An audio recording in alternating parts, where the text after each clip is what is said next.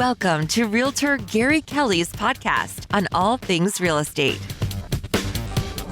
Hi, this is Gary Kelly. We're back at La La Java in Northborough, and we're talking about transitions in life to a better spot. And one of those transitions that we're going to speak to Brad Avergon of Envision Bank about is divorce. A fair number of people go through that process.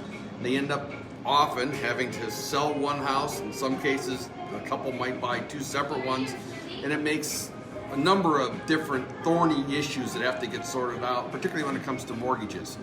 Brad, what are your thoughts along those lines? So when it comes to divorce, and as Gary, as you mentioned, over 50% of marriages unfortunately end in divorce. And so as difficult as that is, one of the things that can make that transition smoother is by planning.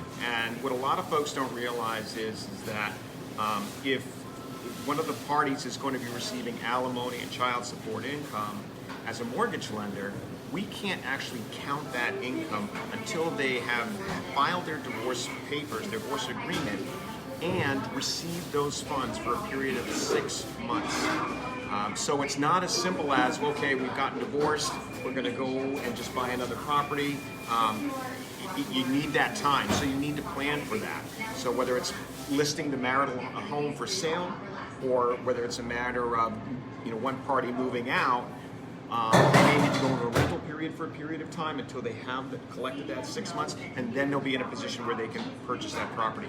That being said, we can pre-approve them up front. Once we know what the financial obligations and income are going to be as a result of the parties splitting, that is the point at which really I can start doing my analysis and kind of guide them on a path that's going to get them to home ownership, whether it's the person that's leaving the marital home, whether they're both leaving the marital home and selling it, or whether one of the parties is going to buy the other party out and stay in there. Yeah, what I tell people is when it comes to this, that there are a number of dynamics that come into play.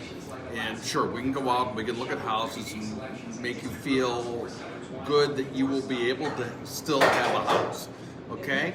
But we're not necessarily in a position of let's pull the trigger, let's do an offer and all that until we put together everything that we need to do so that a mortgage can be attained. Absolutely, and there's so much emotion going on during that period of time.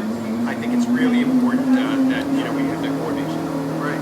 Well, I want to thank you, Brad, for coming out and spending some time with us today and talking about divorce, transitions, and mortgage impact.